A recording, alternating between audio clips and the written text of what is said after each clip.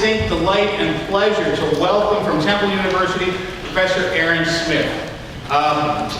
Professor Smith is Assistant Professor of Africology and African American Studies, as I say, at Temple, and a student of Dr. Molefe Kete Asante, who founded the first PhD program in African American Studies in the world at Temple in the early 1980s. I didn't meet Dr. Smith until today. We communicated via social media and email, and I was especially impressed by the description that appears on the Temple University website, and then some of the links to YouTube videos and so on. You probably have seen the promotional materials, but let me just sort of read that to you to give you a sense of what we're going to have tonight. He's described as a dynamic and innovative speaker, educator, artist, and facilitator who uses his vast wealth of knowledge, uncanny energy, and unique oratorical abilities to translate hip-hop culture into a universal language of learning, leadership, and love. He's true, and to my mind, I saw him in action today in Professor Aladdin's FYE course on controversial issues.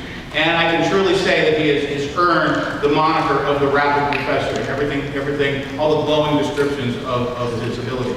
So, without any further ado, let's give a Valley College welcome to Dr. Aaron Smith.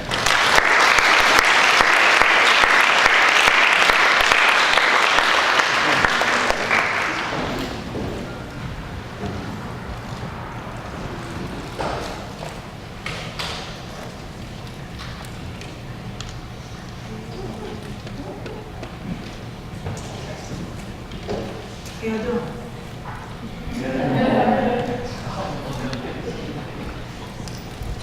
That's right.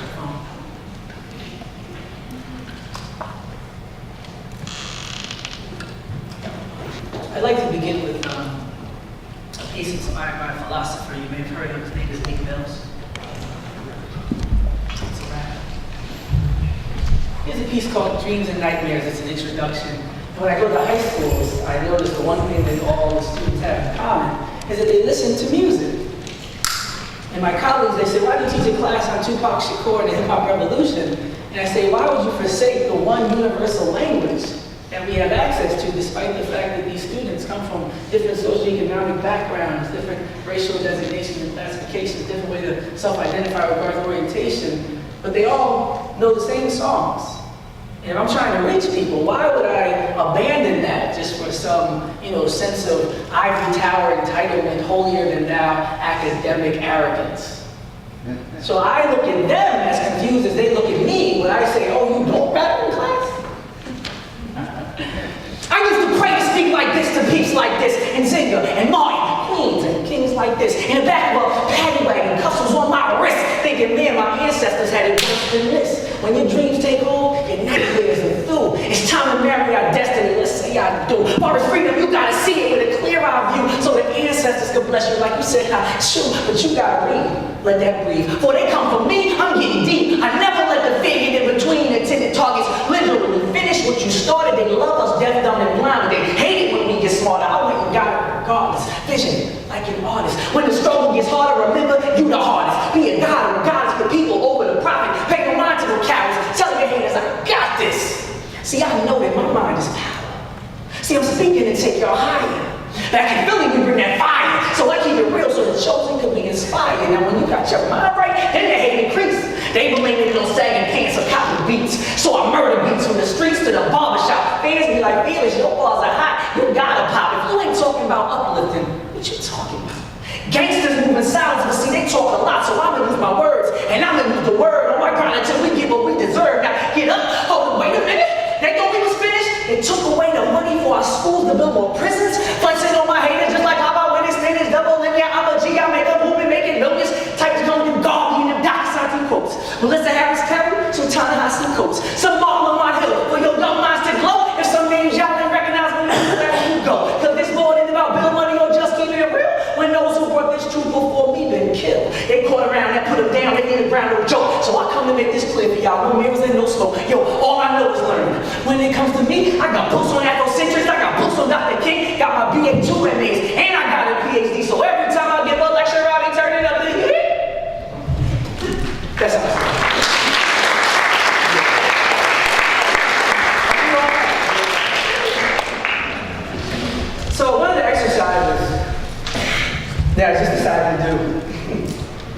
part of that hip-hop tradition, spontaneity, right? The freestyle. The jazz tradition, I should say. I'll do a quick exercise with you all. I learned this from Joy DuBrois, who talks about post-traumatic slave syndrome. And she says she doesn't like to do one-on-one classes anymore because it's difficult for her to deal with, that introductory level. So she has a daughter who actually teaches that type of course. And one of the exercises she feels is exponentially effective on getting people on the same page and being consistent with regards to their analysis about race deals with the difference between systemic and structural inequalities and individual perceptions and prejudices. So the question that you can ask any group to at least avoid a lot of the, I would say, the base level individual perspectives that sometimes stagnate a conversation about race to reaching more progressive potential plateaus. I just enjoy the patience. Name for me, if you will, a few ways that structural inequality from whites to blacks in mass negatively affect or impact the lives of black people. How do white people in mass structurally and institutionally impact the lives of black people negatively? Anybody can start. Please don't act like you don't know that there are any, because that is why we're doing this exercise, so we can move quickly beyond that level of denial. Redlining. Redlining. So we got housing, right? That's the only ones y'all know? How about we do past and present? Make it fun. White supremacy. Meaning what? Institutionally in mass, huh? Meaning that they have more opportunities. But institutionally, how is that structured? What's the aspect of like housing, that literally impacts my life in a tangible way, structurally, institutionally, regardless of how nice you are to me or I am to you, that still exists. That's what I'm talking about. Those kind of things. Profiling, so we can say interaction with law enforcement. I see it's a tough crowd, I'm gonna help you all out. How about health? Everything from being prescribed painkillers to the type of service you get. How about education? How about the judicial system, where I can be 3 times more likely to do time if we do the same crime? How about medical experimentation? How about, we can do this, this could be the lecture actually. There's a book called Medical Apartheid that traces medical experimentation from colonial times to now, and it goes, through the Tuskegee experiment, but expands on that exponentially to talk about the Holmberg prison experiments, acres of skin, being bred, being owned, being labeled not human. Because these were legal. Like in Virginia alone, there was like 130 statutes, slave codes that just dealt with black people. And right after the original slave patrols became the police department. Like these are institutions. This is where the fun part is. Name for me some ways black people in mass, historically, in the United States of America, have negatively impacted the lives of white people. Not all at once.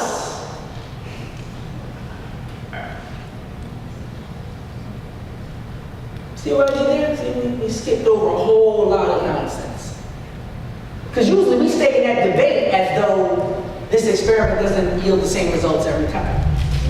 So we can move past the denial before we get started. We don't have to pretend. Unless you got some answers. If you got some answers, I just gave you what, 6? 1 plus 5, I think, right? So we got 6 on that side, we at least gotta have 1 or 2 on this side. Come on now.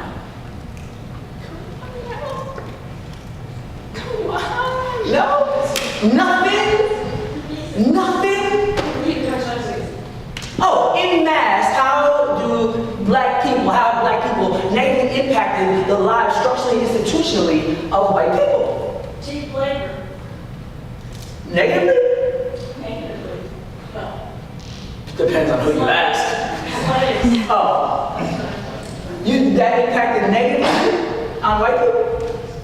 Positively on white people. Oh, positive. No, she asked the question. The question is negatively. How have black people in mass institutionally negatively impacted the lives of white people? White dudes is like, yo, man, black dudes hold me down, man. The man's on my Bad music. That rap music. But the conversations that we see on the nightly news and the split screen don't seem to acknowledge that reality oftentimes. And for me, I like to do something called shifting the lens. When I talk about gender, it's often a lot clearer than when I talk about race. For instance, if I was to say to you, no matter how I treat any woman in this room tonight or throughout the course of my life, some of my best girlfriends have been women. To my knowledge, when you're younger, you just agree in the same box, right? These are jokes. The point is, you'll warm up in a minute. The point is, regardless of how I treat any woman, there's still a system. There's still institutions. There's still a history and contemporary reality dealing with inequality that pervades any individual action I can ever engage in.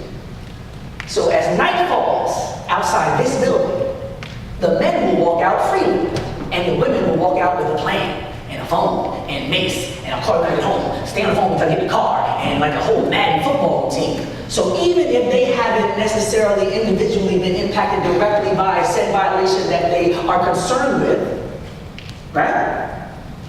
Shift back for a minute, even on a rich black person. Even if I'm not directly affected, the reality of the possibility negatively impacts my existence on a minute-to-minute, day-to-day, year-to-year level where I can be less advantageous with regards to access to mobility and opportunity and resources and can make my life negative, even injurious until the point of death, simply by occupying this space as a woman. People clear on that, right? And in order to survive, you have to know me, and I don't have to know you.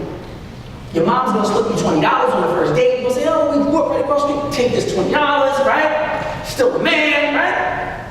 Until you prove otherwise, it's understandable that someone would assume you're a potential sexual assault violator based on reality, history, statistics. Till you prove otherwise, we're gonna stay here.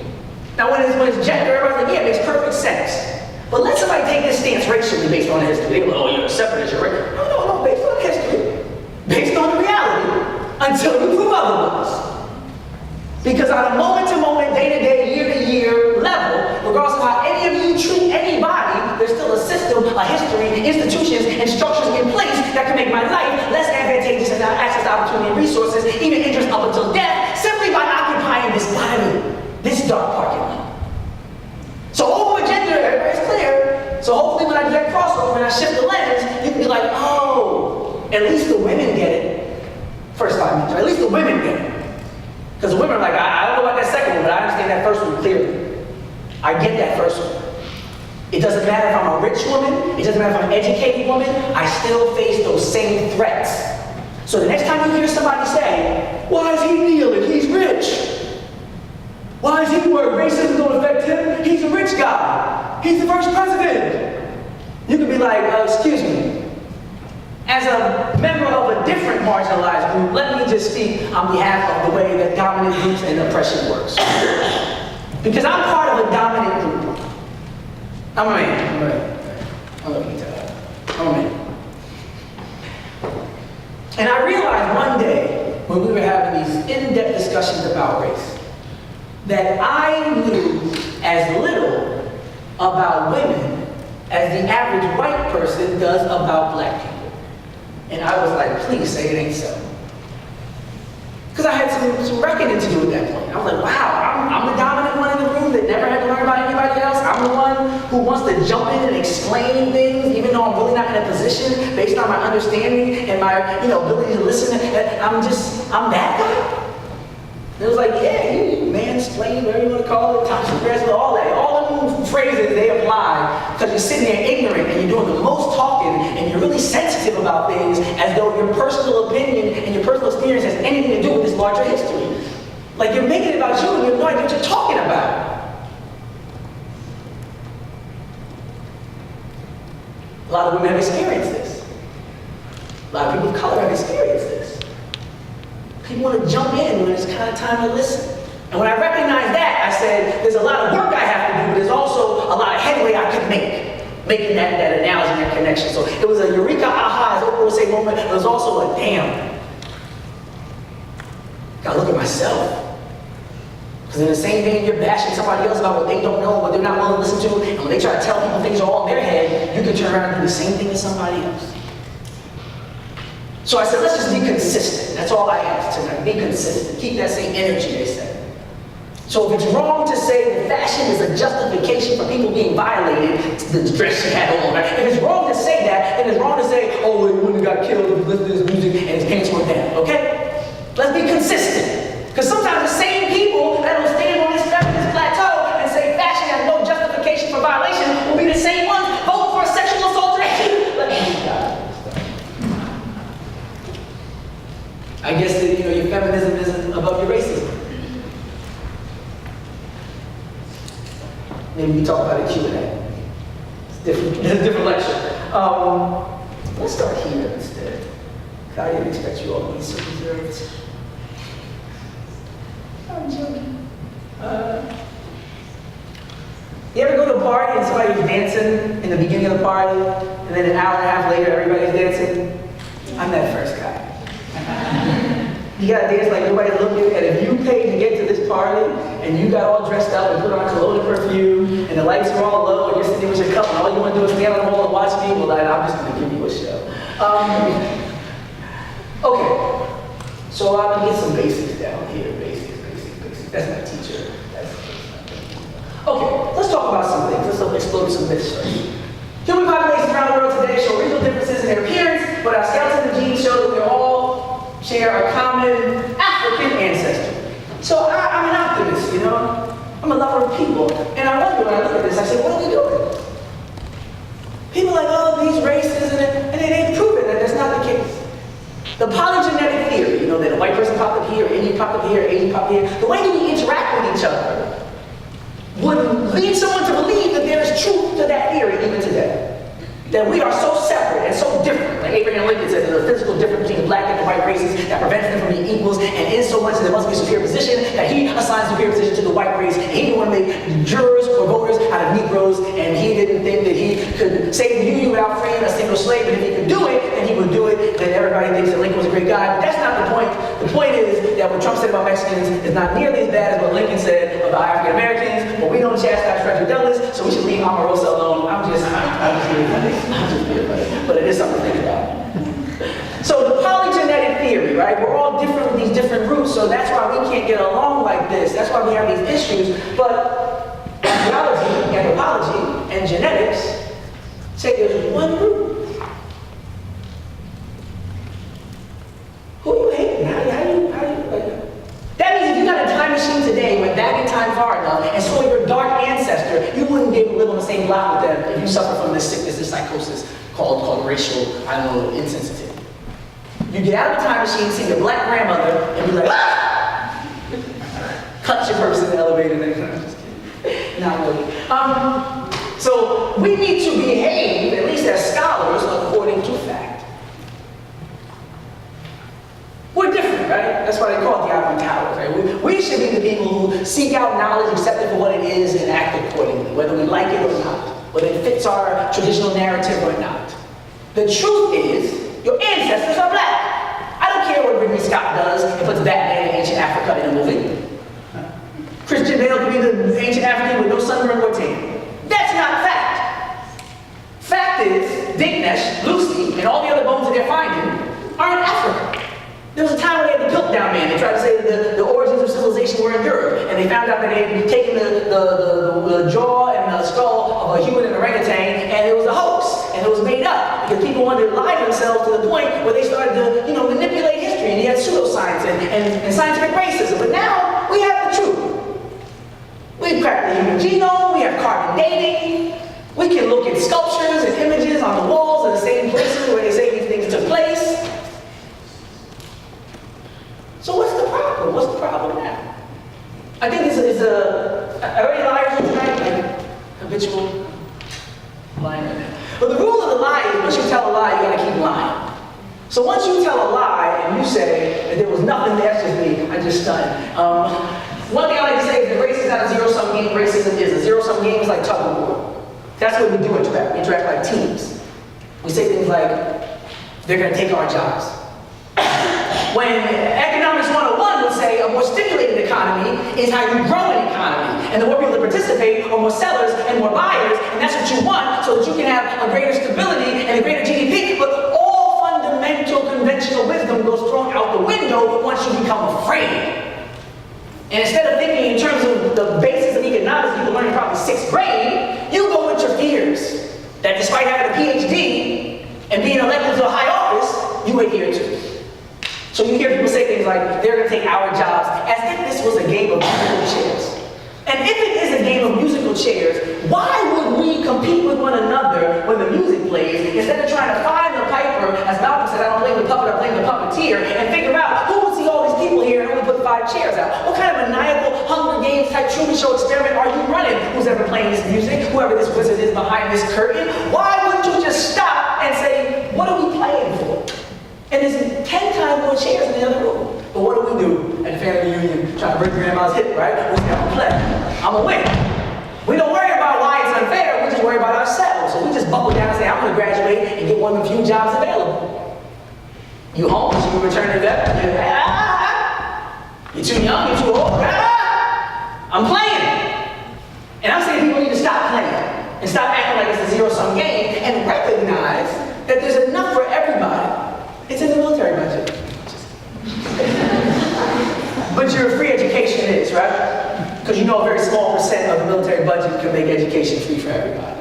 The next bubble to bust, I guess. But I mean, I'm laughing, but I'm not laughing because other people are doing it. It's working pretty good. So the only reason why you're paying, if you're paying, is because somebody figured there were more important things to spend on. For instance, Mike Pence said that they want to start the Space Force. Did you hear about that? 5 years, $8 billion, right? Putting guns in space. Because we need that, y'all know that, right? Because you know no, I don't either. Last I checked. But think about repeating history. Think about Christopher Columbus and getting his holiday and thinking that when he met the indigenous people, he said they were so passive and so docile, they would only take 50 men and they could take over the whole island. He didn't even know where he was. That's not the point. The point is,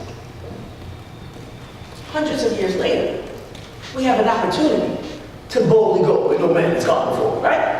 And instead of saying, I heard they discovered water on Mars, I heard smiles and things like that are universal despite language. So maybe if we find a way to communicate the universal language to who and whatever we encounter, we can do it differently this time. No, he says we're going to dominate space. We're not bringing food. We're not bringing ways to bring water. We're not bringing books. He said we're bringing guns. People love to say, that's the past, that's the past. I say that people are doing the same thing.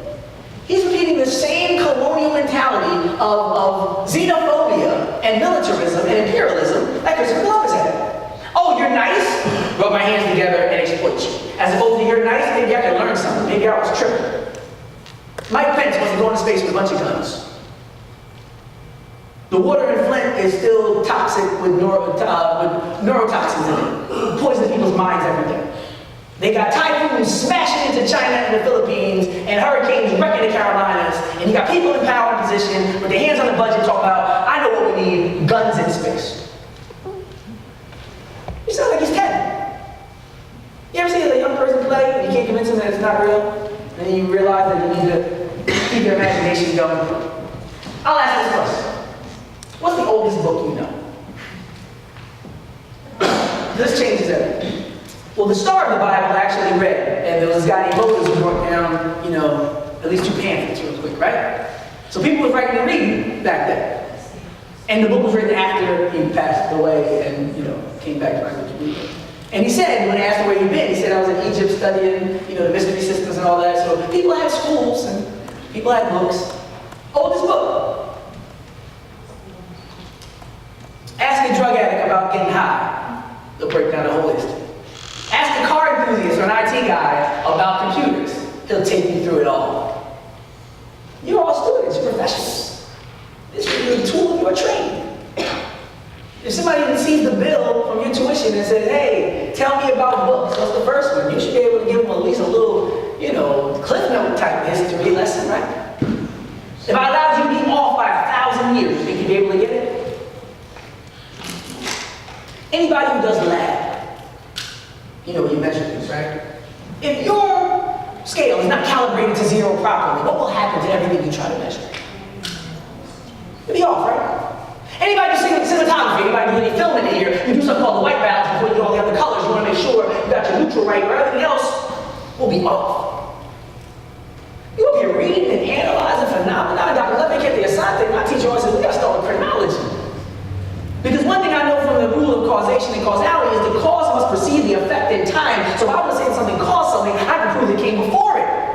I can't say rap music is the problem if you've been hanging and lynching people when their pants was up and had three-piece suits on and you were saying the same words and you was calling us these words 300 years before we ever had the first rap song. That sounds silly now. No people do it. But if you don't have the chronology and the history, then you could be confused like that. It's like getting a three-card model with a shell game where I can do a lot of truth and a quick lie and you're all screwed up. I give you world history and I start you in Greece and I never tell you that 2/3 of human history occurred on the continent of Africa. So out of 3 pieces, I done knocked 2 off the table and said this is the beginning. That's the epitome of academic arrogance and intellectual criminality. Yeah? That's psychological warfare. You shouldn't do that to anybody. I don't care where you're from. It's not a tug of war. I'm talking about truth now.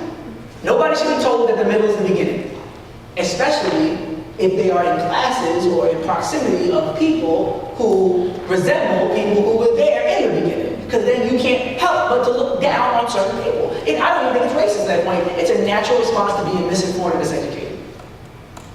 I used to live in North Philadelphia. There's a place called Montgomery County. If you're not familiar, one is nice, North Philly not quite as nice. People come from out of town, and their parents give them a National Geographic speech for them on the car. Be careful, Becky, right? They do the whole thing like the ride through Jump Safari in Six Flags. But I always said, there's only 2 explanations for this. Either these people had a different set of circumstances and challenges, or these people are different. If you know a third, you can let me know and I'll say it next lecture. If I see all pristine lawns, and I see beautiful roadways, and I see clean streets, and I don't hear police sirens, and I go somewhere else and I see all of that consistently, there's only 2 conclusions I can come up with whether I want to engage in reality or not. Either these people have more to go through, or these people have less to work with. And if you don't consciously identify that way, on a subconscious level, one of the 2 has to be recognized. You might not be the type to yell, "What's wrong with these people?" But in the back of your mind, you do know the difference. And if you don't know the history of redlining, of school segregation, if you don't know the difference of ecological racism, people are put by power plants and housing projects built on top of landfills, and the increase in asthma and cancer, if you don't know that people was killed just for learning how to read, and you meet certain people, and you're like, what the hell is that? But if you pretend that that's not the case, and as I call it, dancing around the elephant in the room, then you divert all the energy that could be dedicated to hard conversations and inevitable progress, and you squander that energy pretending that something is real when it's not. And that's where most people exist their entire lives. In denial and repression, and they'll be the type of jerk to tell the women, I think it's all in your mind, I don't think it's like that. And it's like, you have no idea, but I still want to have an opinion even though I have nothing to do with it. And people do the same thing with race. And it's tragic, especially when they don't even recognize and realize their own history. So there's nothing else we learned today but Tahoe. This is, Google this, it's going to say one of the oldest books in the world, arguably the oldest book in the world. Because this is like, what's it called? Don Quixote, what would you do? When everybody's, an actor except for the people who don't know the trick is on them. That's how I felt when I started learning this. I'm like, every teacher? They had PhDs. Like, nobody wanted to tell me the truth. Like, was it that dangerous? Was the lie that, important that you didn't even want to educate people? Like, what were you afraid of? So, Ptah-hotep wrote what is believed to be the first book in history by many scholars. His book is entitled The Maxims of Ptah-hotep. As a vizier, he wrote on a number of topics in his book that were derived from the central concepts of Egyptian wisdom and literature, which came from the goddess Ma'at. She was the daughter of the primordial and symbolized both cosmic order and social harmony. Where my feminists at? This is my beef. This is why in our department there's something called Africana womanism. Because a lot of times, they feminist until Sandra Bland gets killed, and then they saying she shouldn't have talked like that. And they got people like Sojourner Truth got to come in and give a speech saying ain't I a woman, because despite all the first and second wave feminism, they can't seem to understand the unique challenges faced by African American women. And I always say, if you want equality, you want power, then why wouldn't you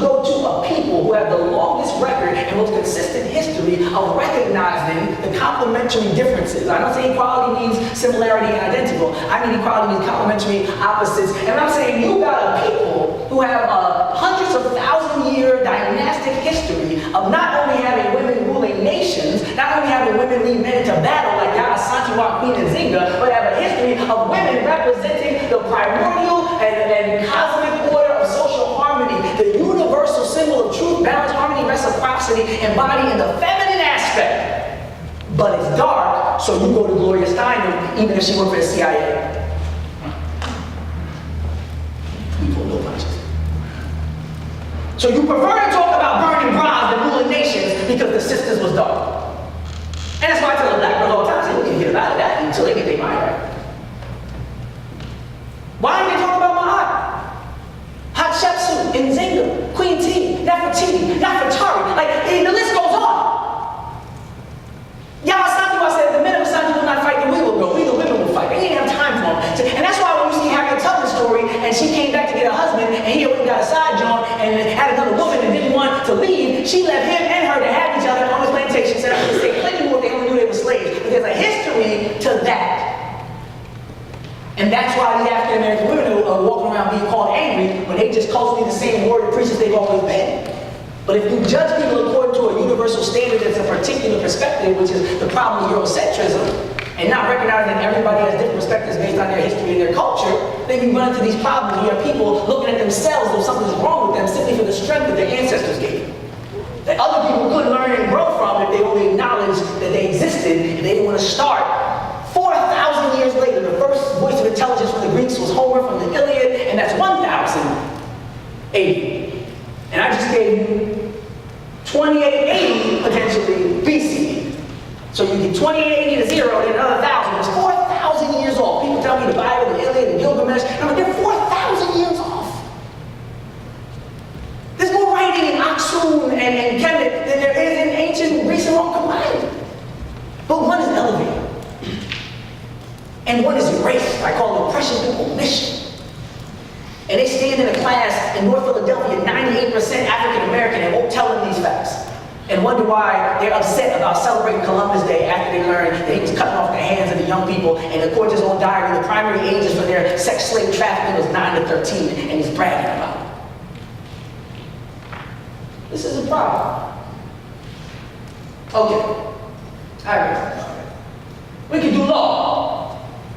You go to law school, you probably won't get the papyrus of Ani from the book of coming forth by day, often called the book of the dead. This is Jehudi. He's the scribe. Today they call it a stenographer. These are the scales, right? In the weighing of the heart. The sea is called the weighing of the heart. These are the scales. They're called scales of justice outside of every major courtroom today. This is the jury system and the onlookers. See, the heart is made against the feather. It do more good than evil in your lifetime. And if that's the case, then your heart's not getting eaten by Aaron, but it goes on into the netherworld, you get to pass on. But this whole idea of the jury system, the stenographers, and the scales of justice come directly from Africa. You got black men and women going to court every day, have no idea they've been persecuted by bastardization of their own historical context and systems. So you go to law school, you get a bunch of men in sheets looking like Santa Claus' cousin. And only men. I'm not even going to go into that, but you get only old white men in sheets. And you don't get none of this. And the question is, these heroes that they speak of, Socrates, Thales, you only got to ask one question. Just identify black. Ask this question. Say, where did they go to school? That's all you got to say. Next time somebody starts going all hard, you all excited about it, say, oh, you sound like a good guy. It's like a hell of a scholar.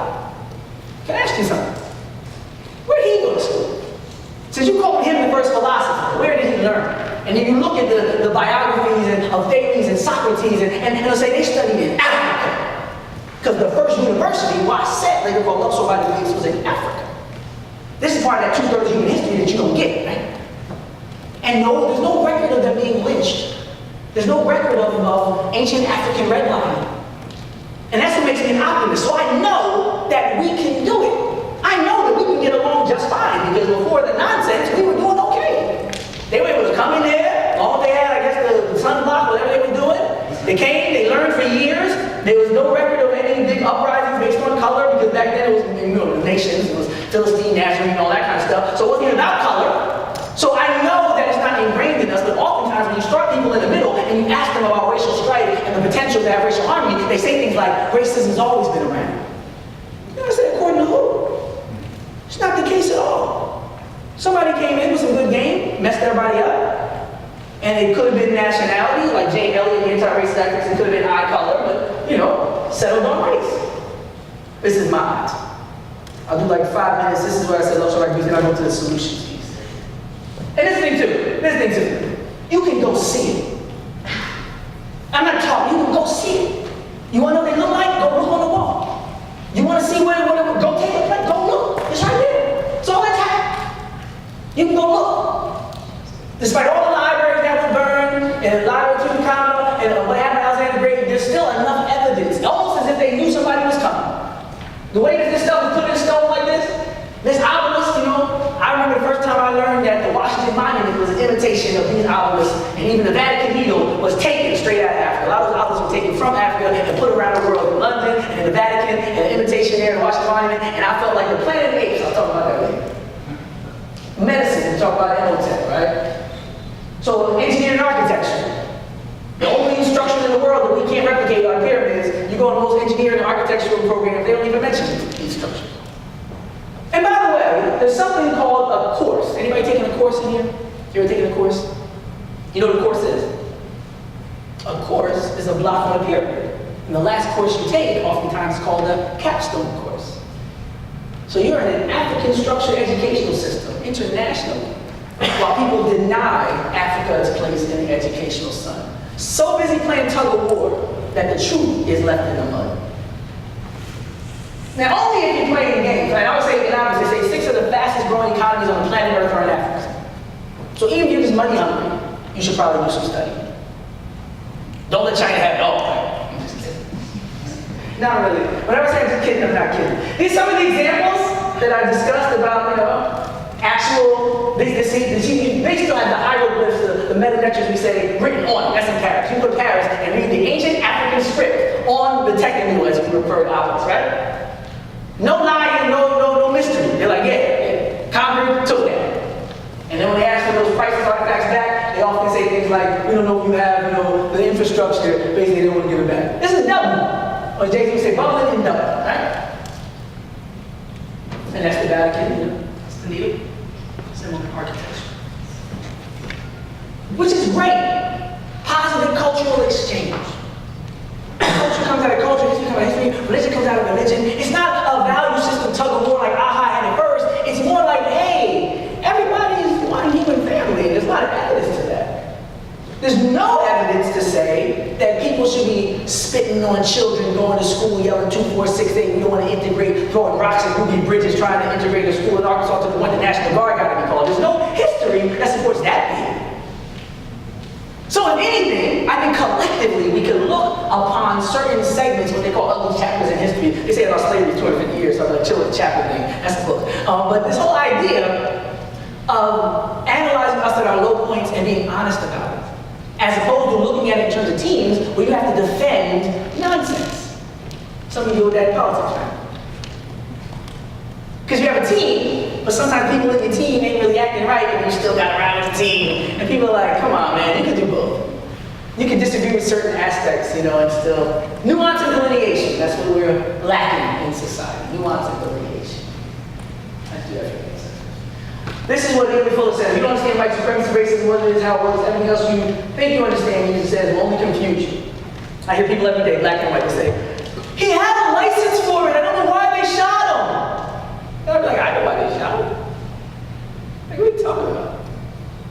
Like, how long is it going to take you to get how this thing works? It's not based on what you do. And luckily, thanks to that Dallas police officer, we have come full circle to the point where we are literally being killed simply for being black. We don't have to talk about barbecuing while black, sleeping while black.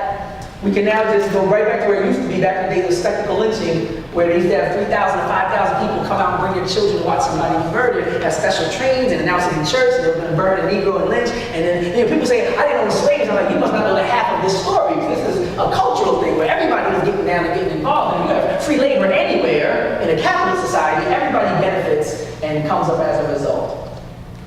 So when these pictures come up, I'll go into that. So solutions, let's go solutions. No?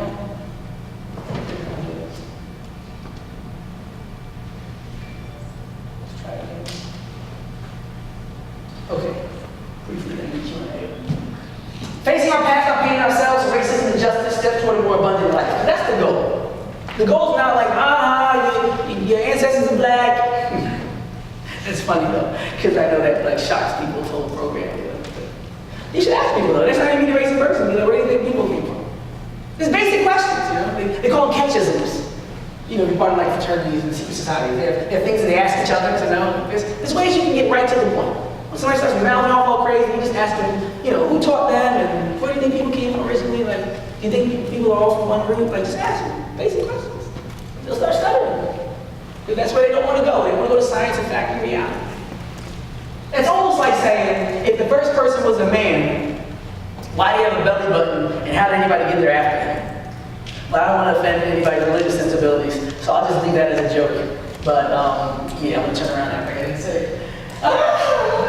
Because it's so true, it's so true, it's so true. It's a good question. Okay, gain more significant historical, I know that. Recognize negative effects, we did most of that. Discuss solutions, that's the word. We're at solutions. Agree without, disagree without being disagreeable. So this is where we are now. Not us, of course, who we're in this room.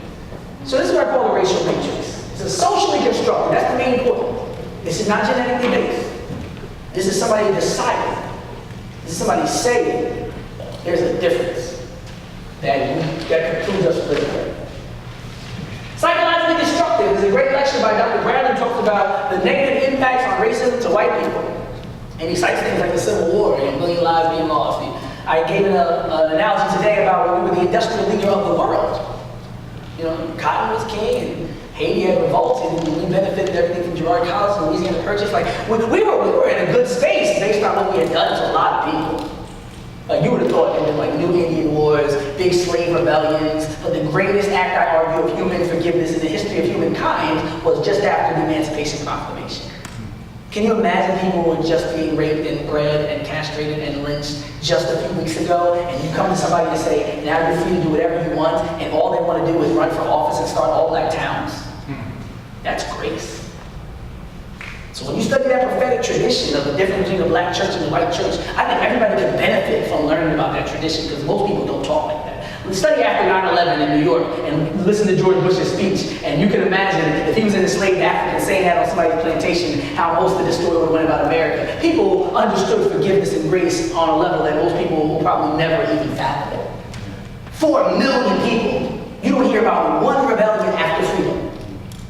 These are true pursuits of freedom. People often argue that the idea and the concept of freedom was given to America by the Africans because they were the ones that knew bondage. America knew tyranny. They didn't know bondage. So they were seeking liberty. Most of their conversation and rhetoric dealt with liberty. Even when they mistakenly compared themselves to slaves, it wasn't really on the mark. But this idea of freedom can only really be understood by somebody who had their freedom taken or who was born in bondage. Okay. Psychologically destructive, because then we don't get to appreciate that. We don't get to understand what it means to be American unless somebody's kneeling and not even paying attention to the fact that it's un-American to take a check from the military for your halftime show. It's un-American to have the flag laying flat. It's un-American to have the flag as a bandana. It's un-American to do a whole lot of things. It's un-American to have veterans come back after risking their lives and being lynched in their uniform like many African-American soldiers were. It's un-American to have the VA hospital not be functioning everywhere to the point where anybody who lost a limb or risked their lives for this country can have sufficient health care. That's all un-American. But to make the biggest un-American story in our nation for the last 3 years, a football player taking a knee, is what is evidence of this psychologically destructive racial matrix. I say illusory because you couldn't tell me who was who if you tried in this room. You're living according to categories that aren't operable. There's no utilitarian value to your categorizations. It only sedates and soothes your fears and insecurities and social inadequacies. That's what it does. Helps you sit next to people who look like you so you feel better, have an echo chamber in a silo, and they can repeat what you repeat, listen what you listen to, and you don't have to grow and you never challenge. That's what it's about. There's so many people that you would think are white that are black, and think that are black that are white, and it makes no sense to use this as your measuring stick. Perceptually determined, that's what that is as well. Fear and falsehood-based environment. I call it a game of Jenga. Anybody play the game? Jenga? No? I'm about to say, what kind of anti-Jenga campus is this? Is it banned? They decriminalize marijuana, but they outlaw Jenga? I compare it to a game of Jenga because I say, once you pull these foundational blocks from the bottom, this nonsense falls apart. Once you ask the right 2 or 3 questions, everything else is done. Questions like who taught me that is over now. Now we got to change the whole curriculum. I was talking earlier about something called Adam's Calendar. If you're not familiar with it, you should look that up. Adam's Calendar is a series of megaliths that were recently discovered in Africa, similar to when they have military installments. They don't let you go up certain roads in Virginia and other places. They have parts of Africa that even since apartheid, some of the indigenous people cannot go, and they actually lost somebody who was flying over this area, and through the rescue, they realized there was these megaliths, and they're 75,000 years older than Stonehenge. Adam's Calendar. You want to write something down and Google something, you should write that down and Google something, because that changes everything. That changes the whole human story. And they got people saying that these massive megaliths were cattle bins. They said, no, the cattle, they use sticks to build that. But they don't want to give people their due credit. It's like saying that aliens and spaceships built the pyramids. Because you don't want to just say that the people on the continent, because then that would mess up your lie. Your original lie was helping these people who were civilizing the heathen and Christianizing them like the papal bull and the Pope author, and that's why we enslaved them. Otherwise, we're jerks. And we'd rather continue our lie than to just be jerks for a minute and come clean and just say, hey, I was a jerk, and then there's a chance for some progress. As long as you want to keep the lie going, you want to keep all the symbols and keep that's a different story. Okay, now I think it's a game of Jenga, and my job is just to pull the right blocks and deconstruct. So the inevitable is a system failure. There's evidence of it. Police killed children for playing in the park with a toy gun. I wrote this thing about Tamir Rice, but in about 5 days, I'll be willing to add something about Dallas, right? Because I think the 3rd story will be out by then. I think we have 2 conflicting stories now, right? Just going through it briefly. Adhering to a racist, racially biased worldview, even at the cost of one's own full humanity, most abundant life, or even life itself. There are people in here that love Comic-Con. There are people in here that love marijuana.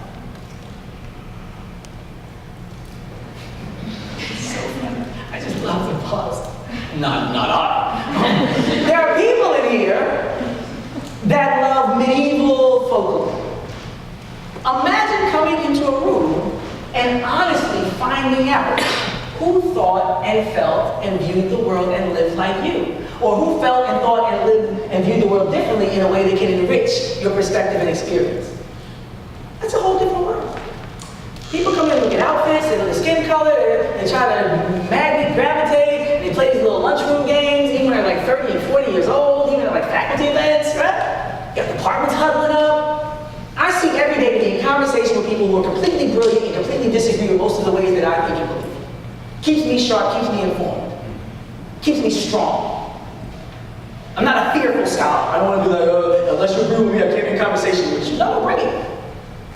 Because even if I feel differently to a greater extent after our engagement, it's based on fact and information and not xenophobia and ignorance.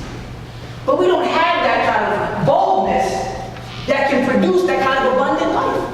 You could literally be sitting next to somebody right now who has more in common with you than all of your so-called friends, but you would never even know it, because we never even get to the level of conversation where we say, hey man, you ever watch Star Trek? Do I?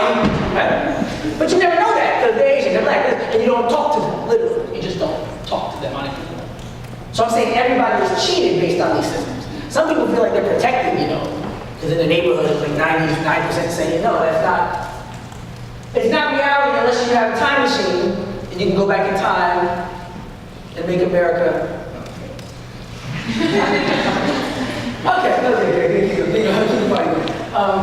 A nation primarily comprised of male immigrants and the descendants of immigrants and making colonizers waged a political, ideological, true religious war against those seeking to immigrate. So you get what I'm saying here. You got a bunch of immigrants saying people can't immigrate.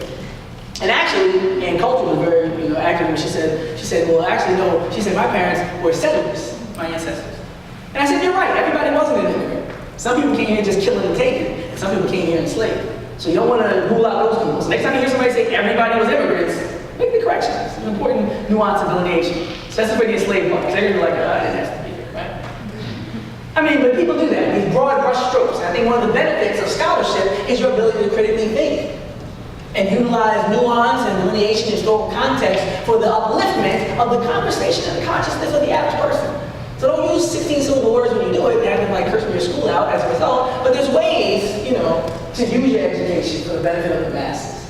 So God makes you got it, right? So Planet of the Apes theory, I said this before. If you ever watched the original Planet of the Apes, Charles Heston, not that Mark Wahlberg stuff, no offense, but I'm not really down to CGI like that. And they would say things like, the only good human is a dead human. You say that about the Native Americans, the only good Indian is a dead Indian. There's a woman named Sarah Bartman, the Venus Hottentot, who used to parade the African woman, you know, around Europe and have people, you know, touch her and grope her and have her stripped down naked. And at the same time, they had human zoos in the Bronx and in London after the World's Fair. You can Google human zoos, and my whole class in sports and leisure never knew there was a human zoo where there was human beings in the zoos, and they would have these Africans, you know, in the zoo. So this whole way of racism and racial oppression as spectacle has a long history. And it says they build the cities, they make the laws, the gods, they control the guns. That's what they say in the trailer to the, you know, Charles Heston version. And I was like, that sounds familiar.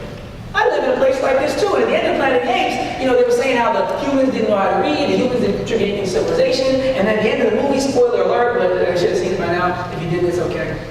At the end of the movie, he goes off on horseback with the woman who's, I guess, like a co-star, but she has no lines, so shout out sexism, real crazy. No lines in the movie, which is in that scene, and she's just like being riding on the horse with him. And he says, what's he gonna see out there? And then the person says, his destiny. And the famous scene, one of the most famous scenes, you know, in cinematic history, is Planet of the Apes at the ending, where he looks up and he sees the Statue of Liberty capsized on the beach, and he says, damn you all to hell! Because the whole time he thought he was on somebody else's planet. The whole time people were telling him he didn't do nothing, contribute nothing. He was on his own planet, hey, just taking over their stuff and lying about it. I said, ain't this good for my department? Because I feel the same way every day.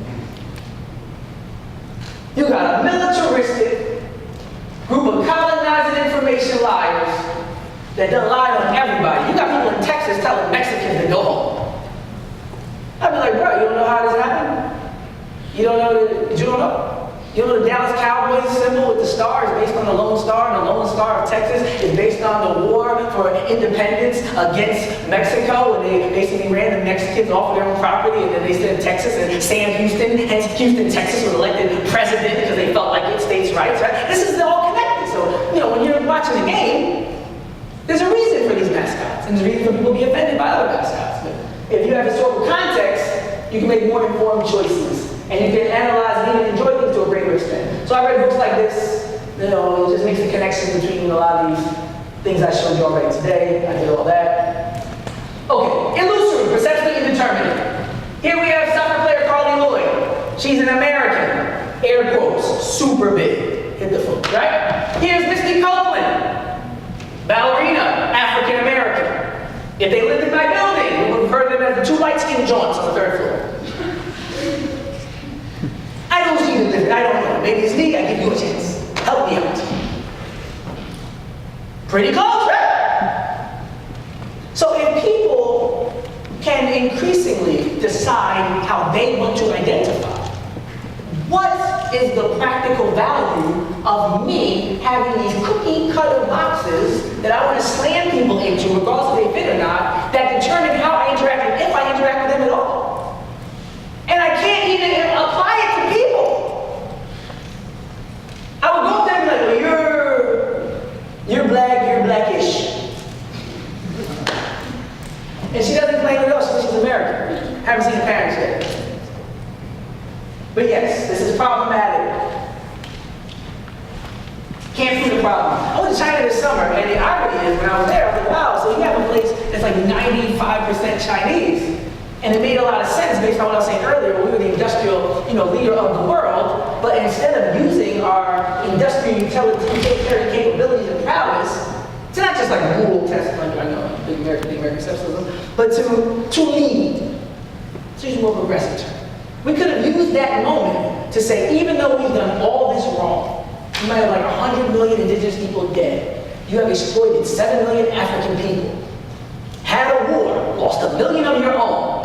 But we got these factories, cotton's still king, and we are in position to still be the world leader.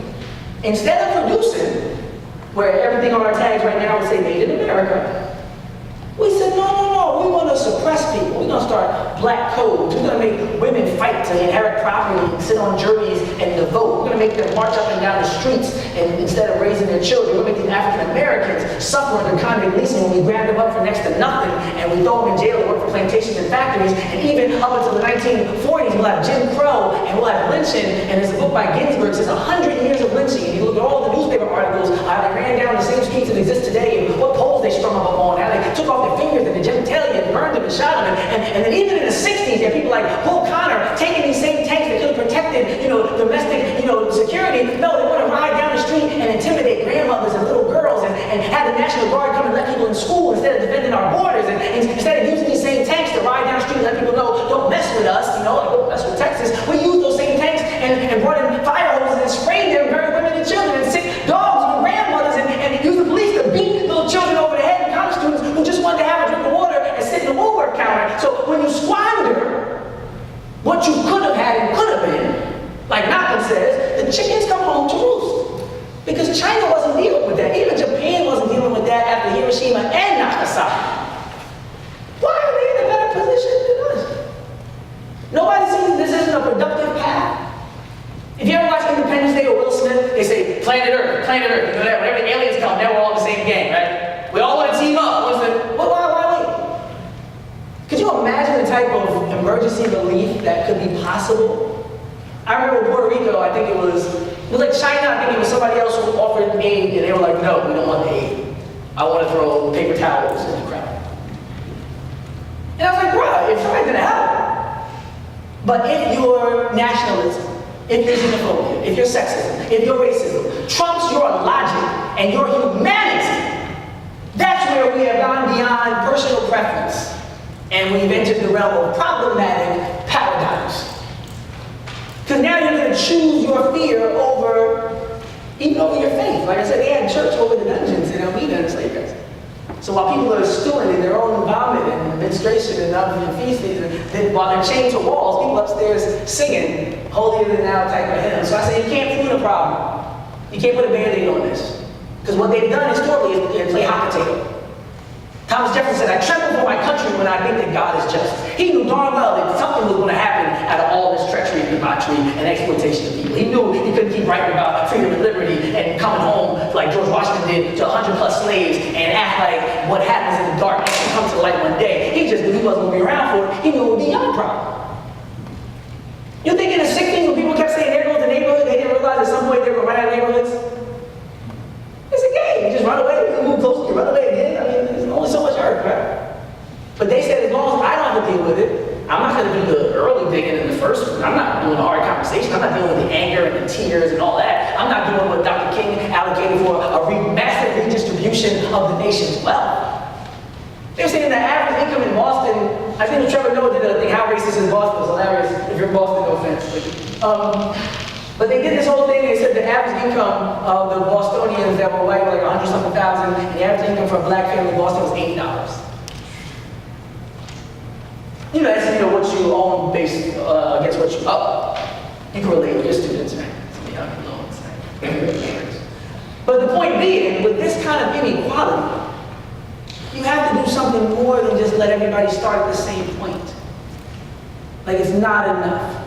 But, like I said, in my dominant position, I recognize that part of having privilege means in order to make things right, it might mean discomfort for me to a lesser extent, but one that might make me more uncomfortable because I haven't been through anything on that level. So for women to have equal access to everything, that would mean, like Kamala Harris when she challenged Kavanaugh recently in the hearings, are there any laws that govern a man's body? Who remembers hearing that? She asked, are there any laws?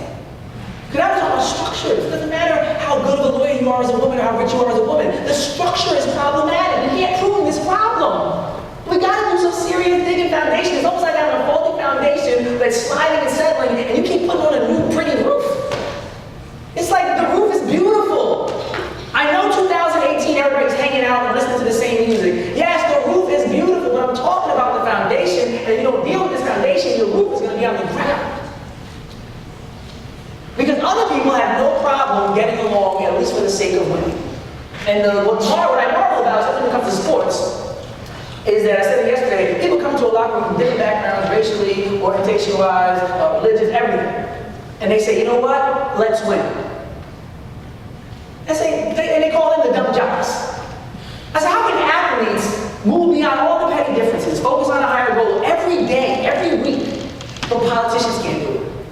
Preachers can't do it, even in the same denomination. That's why I say the most segregated hour, in the world in America is Sunday morning, right? Like nobody else is able to get this message that everybody who plays sports always got. You get knocked down, you get offended, guess what? You end the game and shake hands.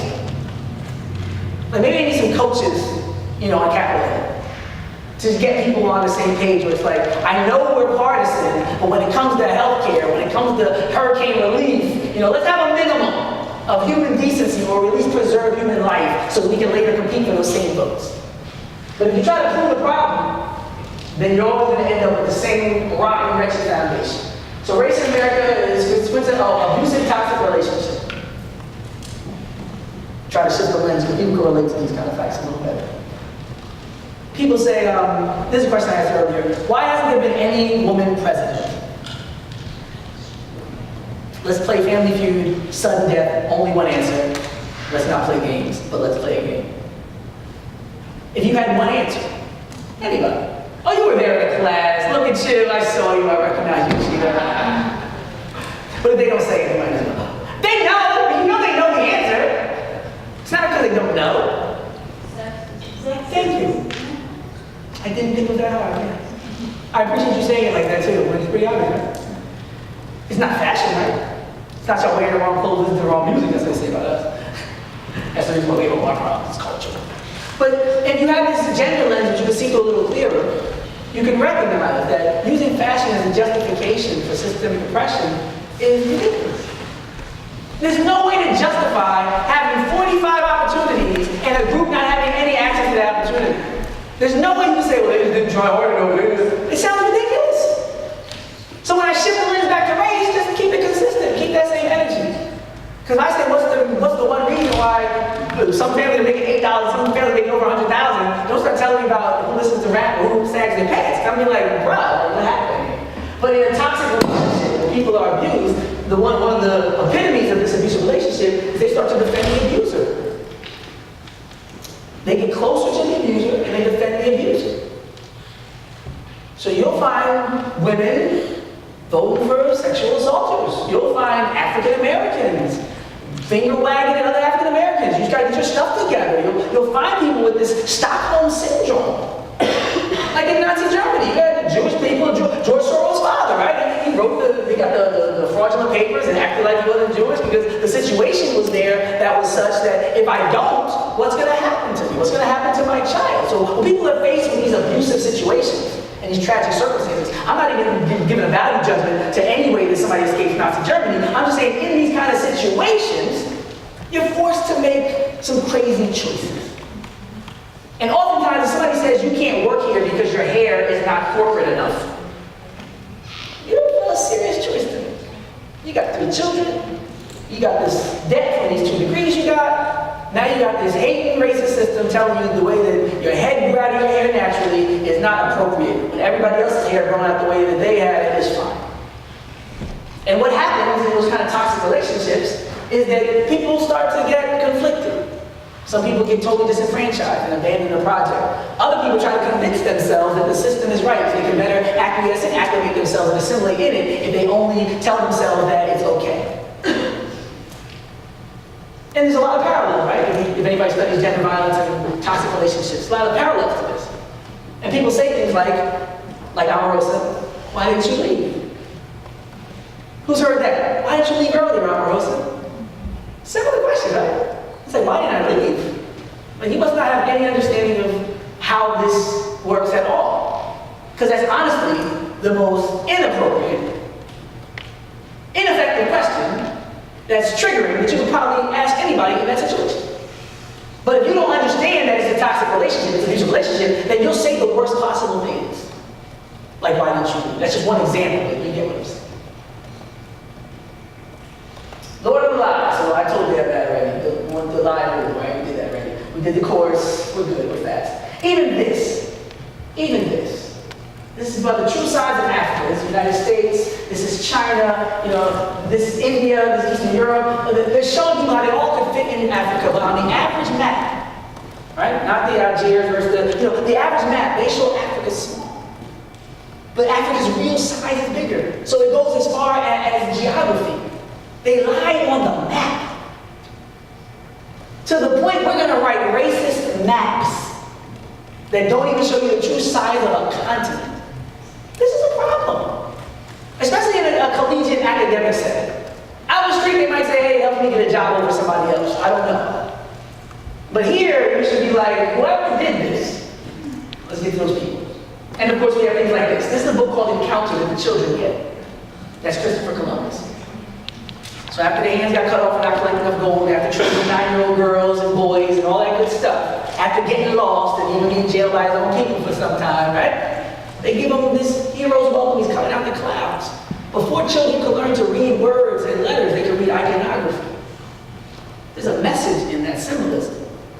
The size differential, the clouds and the heaven, all that, the flowing, all that speaks to a child. That's why they put the candy down real low in the shopping malls and in the supermarket. So while you push the stroller, trying to get the child starts reaching out. There's people with PhDs that study this kind of stuff. What kind of imagery can we portray to make rape and pillaging and colonization okay? And that's a slippery slope. Once you give a holiday to a rapist, or once you give a founding father title to a pedophile and put him on a mountain, right? You know you want to take Bill Cosby's bus down, but you got Mount Rushmore children, right? That's a whole other story for me. I don't know. I'm consistent. I don't want any monuments to any rapist. I don't care if it's Mount Rushmore or Bill Cosby. I'm consistent. Take them down. Some people do not. So consistent. Thomas Jefferson 46, Sally Hemings 14, last I checked. And that's not when it started. Last I checked, right? But you don't want to get in a situation where you're playing this intellectual tug of war, so you can't even appreciate reality and danger. Like you can't even acknowledge that you're putting people in danger when you celebrate rape and pedophilia. Like that creates or perpetuates rape culture. You got a holiday to move notorious rapists ever. And help to spur on a slave trade that resulted in more violation of women, children, men, and otherwise than probably anything's ever happened in human history. Because no other people were reduced to below human status. A lot of people were in peonage, they had the Irish come here, were sold, they had the Holocaust, they had indentured camps for the Japanese, Exclusion Act, but nobody was told you're not a human being, nobody had their language taken from them, nobody was reduced to an animal and bred like horses in the way that was done here. So our job is not to wallow in it, not to feel guilty, not to blame one another like we were there. I'm not with any of that, even if some of my colleagues might be. My thing is, can we have a real conversation and move forward? So nobody's angry, nobody's beefing, nobody's saying and calling you names, but can we at least be honest about it, at least from an academic standpoint, so that we can be like examples for the communities we enter after the process that's supposed to transform us. And the Egyptian mystery system took 40 years to become a master because as you ascend in intellectual capacity, you ascend in character. We're not going to make somebody who's a genius but then ends up making an atom bomb. Like in martial arts, they teach you the death touch the first day. You might walk outside, get in a bar fight, and kill 5 people with a Star Trek joke, right? You have to be able to handle this. So as you get the information, we want to make sure that your character is developed, and hopefully it's a transformative process. So when you flip it over those tassels, it's not just like, oh, I get a job now. It's, oh, I'm very different from the person I was when I arrived. And my desire, more than anything else, is to hope that you be more of a human being. That's our goal. Just quickly, I'll do like 5 minutes to this. Draft name, if you haven't heard of it, please look this up. This was Samuel Belvis Cartwright, who they call the Negro physician. This is pseudoscience, scientific racism. A Negro physician. He was the real-life Willie Lynch. He would go around a plantation and give people advice on how to better control their slaves. And one of his main things he came up with was called drapetomania. Drapetomania was a supposed mental illness described by American physician Samuel A. Cartwright in 1851 that caused black slaves to flee captivity. So if you ran off the plantation, they said you must be crazy. You coming out here taking a knee, you must be crazy. What you doing your own thing? You know we got these owners up there in the box? Even that is kind of culturally insensitive, calling them owners. Sidebar, anybody involved in education, if you know anybody in the lower levels of education, please tell them to stop playing hangman. I did a principals training, and they looked surprised when I told them this. Principals, a whole group of people that were going to be principals. I said, hey, you wouldn't play games about putting people in ovens. You wouldn't play games about cutting people's heads. Like, there's games you wouldn't play because you have a historical understanding that people have been triggered and traumatized. And why would you be playing hangman? I see white teachers in black schools playing hangman. And I'm like, what classes did you take? But that's what happens, right? destructive, not just, and that's the thing too. Even if your heart is in the right place, you can be utilized as an agent of destruction simply through your ignorance. Because a lot of these middle-aged white women that are the 80% of the teachers in these black schools, a lot of them just want to teach people. I mean, a whole lot of people that have nothing but honorable intentions. They're not the Teach for America type, just trying to get the loans forgiven and then leave the hood. There's some of those, right? But I'm talking people who are like, you know what? I'm about my faith and the least of these, or I don't care if people look like anybody can learn. I bet people really care, but they just don't have the skill set, don't have the tools, don't have the history of engaging people in a way to understand their frustrations and some of their anger.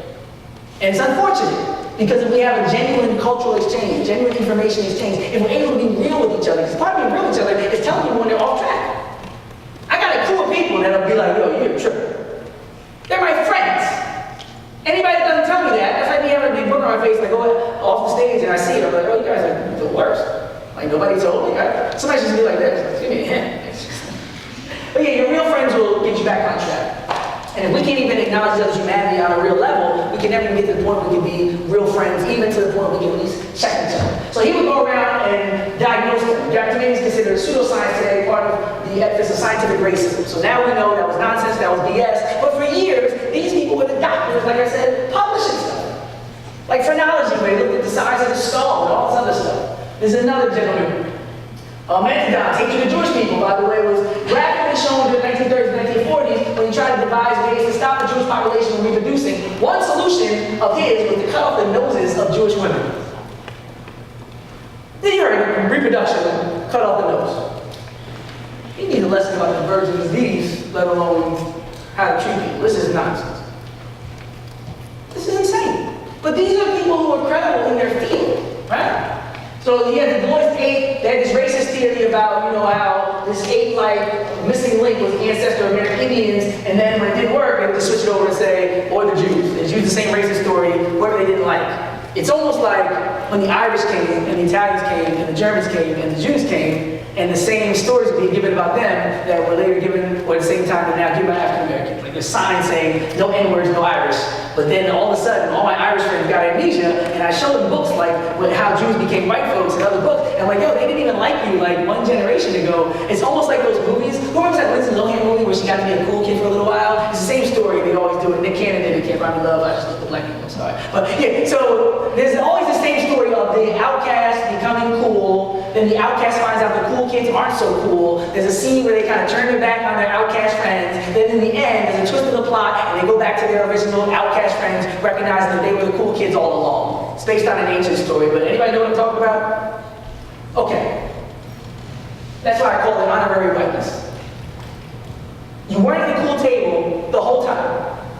They spit on you, they kicked your seat from under you, they talked bad about you, and now 19 whatever comes around and they're like, hey, come sit at our table, you could be white.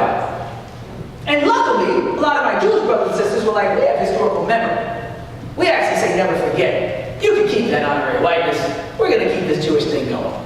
You should have got us when you had us. Now, I just thought about on Facebook when you see somebody from high school, they look nice and they're already married or engaged, you're like, oh damn. Right? So yeah, you could have had them, but instead of helping, you wanted to have Madison Square Garden rallies full of Nazis, and you wanted to have IBM putting a computer code together to put, the Holocaust numbers on. You wanted to do that. You wanted to have Prescott Bush, financing, and you wanted to work. You had a chance to be like, hey, y'all going through it? We got you. But instead, you did the blind eye. You did the elephant in the room. You danced around. You pretended you knew what happened as you benefited from it at the same time. Sounds familiar. You shift the lens to race and exploitation of African Americans. Instead of saying, we see something going on wrong over here, and we're going to get involved, even at some slight cost, you said, no, we can act like we don't see it, pretend that Passing of the Great Race by Madison Grant was not considered Hitler's Bible, the American author who inspired Hitler before he wrote Mein Kampf, and we can act like America has nothing to do with this, and we can make money in the process, and then when it all comes out, we'll say, oh, look at that Germany,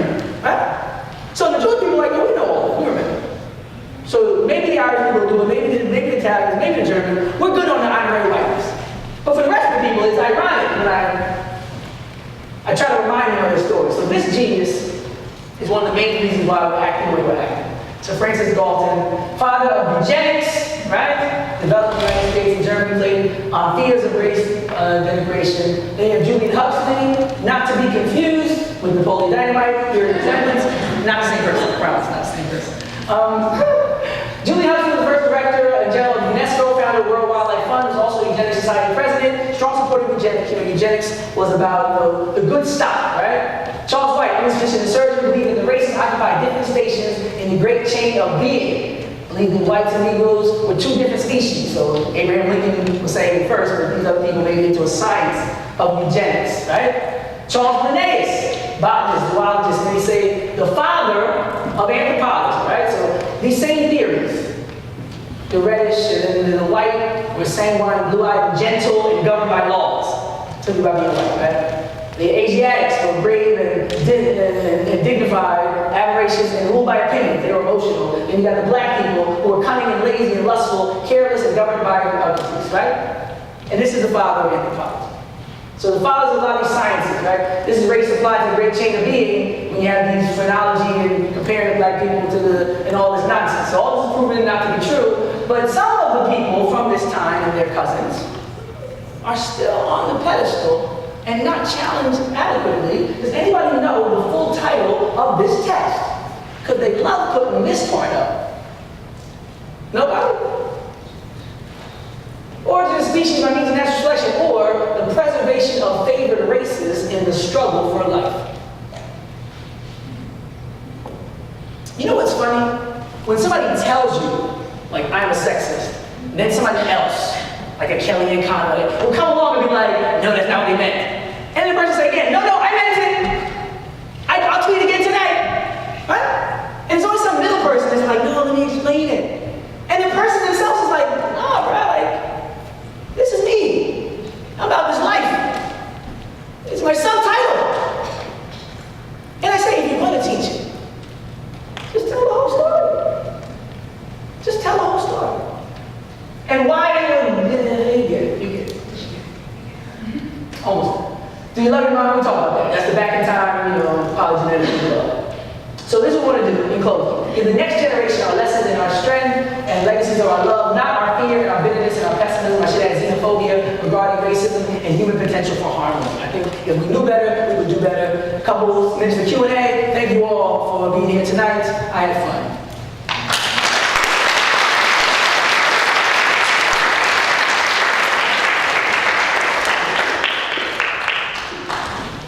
Microphone here.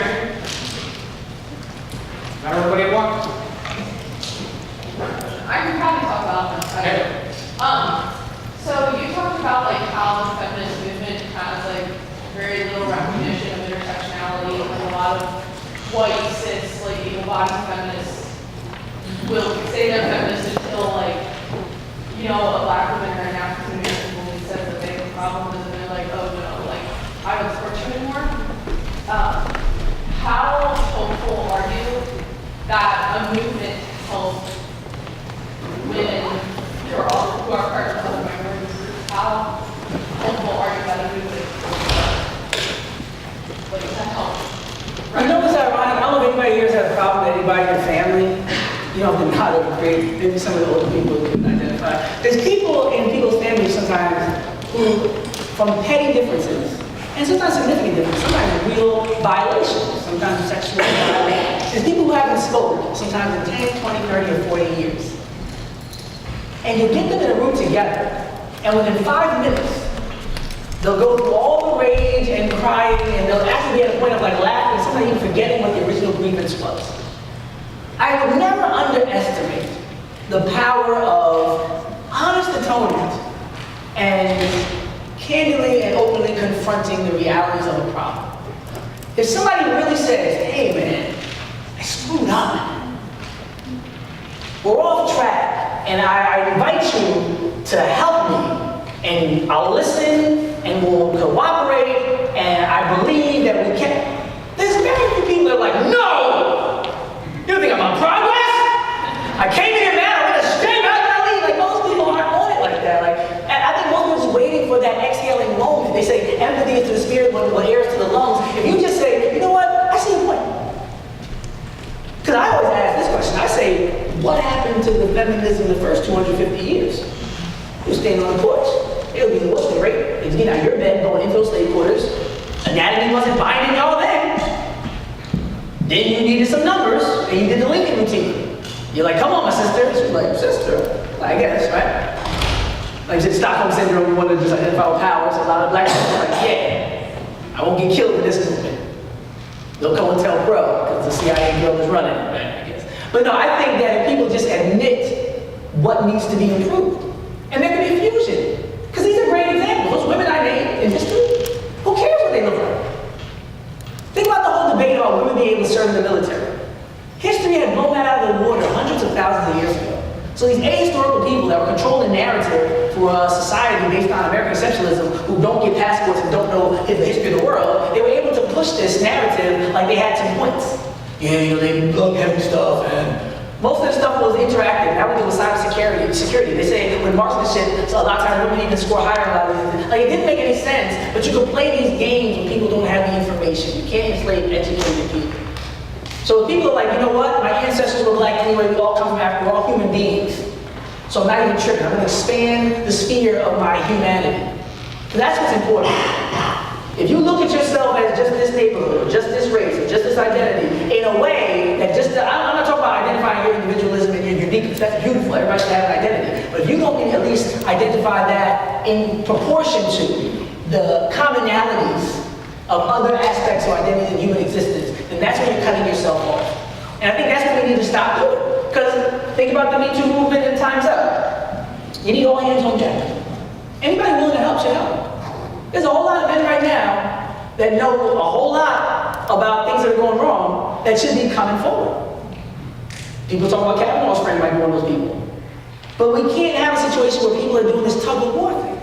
Even Dave Chappelle joked about chasing away allies. You want to be strategic as you can because you want to win. You want people to stop being violated. You don't want to get into conversations about racism and gender if the real issue is stopping sexual assault.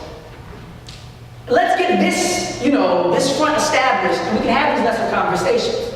But I think that as long as, like I said earlier, people have their racism over their feminism, that's what prevents it from happening. It's these African American women that come to these meetings, go to these marches, like, yo, we're here for y'all, y'all here for us. Somebody gets shot, we never see y'all. Pink shirts and all that. Y'all be out there. Send a representative, send a constituency, send a small group, and say, we stand with you. Ever. Literally, if you look at the state narrative, there's no record until maybe Susan B. Anthony, and before she got mad that the black man got the right to vote first and started calling them apes and everything else. But there's no genuine record of people saying, you know what, these are human beings. And again, toxic relationship. I'm not saying that white women are doing this because there's a system in place that will not allow them to do otherwise, and they're strictly forbidden to identify with the humanity of African people. That's why a second Fugitive Slave Act. The first one said, you catch somebody, let us know. The second one was deputizing all the white people, yo, y'all don't tell, y'all in trouble. Then you have the origin of the slave patrol and everything else, and even today, you have a situation where white people are 20 times more likely to call the police. I'm black.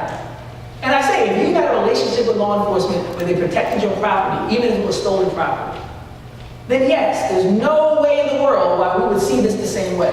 And I said it earlier, if I'm looking from this perspective, and I tell you I see a speaker and some grading, and I look at it from this side, and I say I see some words, nobody's wrong.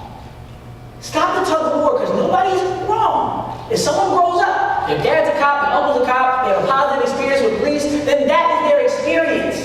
And I tell black people, don't start vilifying and demonizing people because they've had that experience. They're not being disingenuous. They're not trying to be racist. They're telling you this is how I see it, this is how I grew up. But likewise, you have to acknowledge it's not like that for other people. I think it's simple as that. I don't think it's really that deep. I think those kind of conversations could be had in a way where it's you know what? Let's not even racially codify it. Let's just identify the problem. Whoever wants to help eradicate this problem, let's get them on board.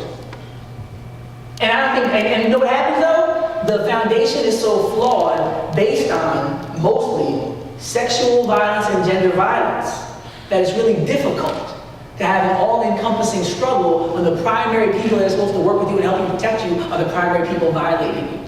And that's what gets to that tuna problem analogy, to give a practical application to the theories I was describing. We gotta talk about the fact that even at a young age with children, most of these people being violated as children, it's a family member. And when the families find out, the course of action isn't particularly constructive and often blatant. There's a lot underneath this that makes the marches difficult. You know what I mean? But if you aren't afraid to be like, hey, it's a mess. If you're willing, I think that shifts the tide. And it's never happened. And I think about before wars, when they meet, they will break down the communication, right? And then they start killing each other. Whatever war you name, same thing. Then there's this big photo op, sometimes like watercolor paintings, and they'll show all the soldiers standing there, and they'll be signing the documents at the end. And I said, why did they just skip the part in the middle? I mean, there's war profiteers and other reasons, I know. But I'm saying, but for people who are willing to risk and lay down their lives for their country, you gotta think, if the breakdown of communication caused all this murder, at the end, all we're gonna do is come back and talk to each other anyway. Like, try to skip a step. Like, you're gonna skip that step. Skip the 20 years you don't talk, and just go right to the hard conversation. There's been a breach, people are offended, people don't feel the same way, let's find out why. We had a conversation in class earlier, and one of the students pointed out how women rape men. And I had to explain and reiterate the difference between rules and exceptions. Because oftentimes people do that. They'll put up an exception, some obscure anomaly, and they'll try to use that to disprove the pervading rule. And this is dangerous. But when you're playing teams, that's all you're left with. I know somebody here has been in a fight, or been in an argument with their significant other, their partner. And sometimes you just say stuff to win. Because somebody be honest, I've done it. I didn't never say, why are you yelling? Once they say something I can't rebut, I go to the volume, I know some of the women do that because I've had it done to me too. I'm like, why are you yelling? Then I start yelling because they're saying I'm yelling, and then they got me, right? And I forgot what I was going to say. But people do it. Sometimes people get back up in the corner and they just start poking. They just go to hurt. They call people names, and that's what we don't want. We don't want people to feel like when they come into these conversations, these spaces, that they're being attacked. And people ask me all the time, how do you teach your race class? It's like 80% white. And I say, they didn't do it. Like, what do you mean? Like, what type of perception of history do you have that you really think that somebody's great-great-great-great-grandson should be in here crying and being called names and insulted? But that's what a lot of people teach about race. They don't have the optimism, they don't have the grace, they don't have the skills, and they don't have the faith that things can change because their history isn't based upon a time where it wasn't the case. But if you give people a fair chance and you say, this is the way it is, 9 out of 10, if they're not operating according to that paradigm, now if they're in that team paradigm, they're like, man, I'm not seeing anything. I was in a class called Psychology of Women. I had so much to say the first 2 weeks. I was doing mansplaining, everything, I was doing all of it. I was pointing out the exceptions to all the rules. Because I was riding the team guy. I felt that was my dude. I had to hold us down. There was only a few of us there. It was a war. And instead of looking to make progress and to be educated and grow and learn, I came to win. So I would say things that weren't even beneficial to the conversation. I would make obscure points that didn't negate the rule. And I tell you this, I'll close with this for the next question. The day I realized that I was as ignorant about women as most white people were about black people, I had that epiphany, say again, but I also had a sincere reckoning with myself. I was like, I'm that person. I'm the person that goes to justify instead of grow. I'm the guy that goes to talk instead of listen. I'm the one that will tell a woman it's all in her mind when statistics prove otherwise. And I was like, if I want to keep railing on these white folks, I'm going to have to learn to shift the lens between race and gender and take some accountability for where I have these blind spots. And I have to acknowledge that regardless of how I act on an individual level, these things still need to be addressed. And I'm almost obligated to utilize my platform to bring light to situations that otherwise wouldn't get the same attention simply because I occupy the privileged capacity. And that's what I say to people when it comes to everything else. When it comes to race, whatever, class, if you ain't worried about paying your bills like that, at least speak up on economic inequality. If you know that that's not your reality, that it's dark outside, you gotta be concerned with it, at least have a conversation, or at least a budget conversation. You're telling me we're talking about putting guns in space, and most college campuses and streets aren't even lit adequately. And they talk about all the cameras in the world to prevent drugs, but they can't catch half the people violating women in the street every other day. And you know that a woman did not create this system. Period. You can function in it well, you can adapt despite it, but it doesn't negate the fact that it's a white male, property-owning dominated system. And until we're willing to have a real conversation about altering the foundation in a way that we can more equitably share power and benefit as a result. Because people do that. They think about what they're going to lose, but they never think about what they're going to gain. People do it with marriage. When somebody brings you home, brings somebody home, your parents, they focus on losing their daughter, losing their son, but they seldom think about gaining a son or a daughter, right? Any parents relate? No, no parents relate. You're nice parents. My in-laws were a little strict. sure they're okay. But the last thing they consider is, wow, we're gaining a whole family, we're gaining a son. But that's the way you have to view it. You have to be, think about the long-term, bigger picture. And the potential to have grandchildren and all that comes later. Most times it's just operating out of fear. Again, people are operating out of fear of letting go. Fear of the type of growth that can inspire positive change, but might be painful. Somebody else is going to take care of my daughter more than me one day. It's beautiful, but I'm cool on that right now. Not only because she's only 8, I'll probably be cool on that when she's 18, but I'm just saying as a dad, I'm not really looking forward to some guy taking over. But that's the only way that I'll ever get to the point where I'm sitting crying at a wedding and then I get the announcement that I got a grandchild. Like, I can't even get to that higher level. I can't get to that level of beauty unless I go through those hard times and go through that pain. I say go through that pain like I'm having a baby. Excuse me, ladies. Let me stop. You know, pain, I'll tell you about pain. No, but yeah, I think it will be done. You know why? I think we have to do it. I think we have to do it. I think in the current commission after the riots, they said that this is one of the greatest threats to national security. This race question. That we boys said the problem of the 21st century is going to be, or 20th century is going to be problem colorblind. If we don't get this together, we're going to keep sliding. You're going to keep going to Norway and seeing their free healthcare or free schooling, or you're going to go to Africa and see them growing economically. You're like, yo, just 30 years ago, let me tell you how Africa was. Same way they talk about, Japan and other places, they're like, well, back in the day, it's like, not too long ago, they got back on track pretty quick. As long as you're not focused on the nonsense. But if we're focused on tweets, and they're focused on solar energy, the green energy initiative in China is phenomenal. Like, they're about to say screw OPEC and everything. Like, they are thinking about stuff that matters and it's going to help 10 generations down the line. We're trying to see if some dude was like a serial rapist in college, he's about to take the highest seat in the land. Like, we have the type of problems that only come from a flawed structure. If that was the case, you shouldn't make it that far. They have the structures in place. Like you have SATs, or you have interviews, or you have comps. There's ways to make sure that if you shouldn't graduate, you probably won't. That's structural stuff. You make sure that it's in place. But last question. Oh, one in there. Is your hand up? You twirling your hair? It was like, I think it was Beyonce. So we're good? Rapping Professor on YouTube. You can see my lectures in class. I talk the same way. It's hilarious.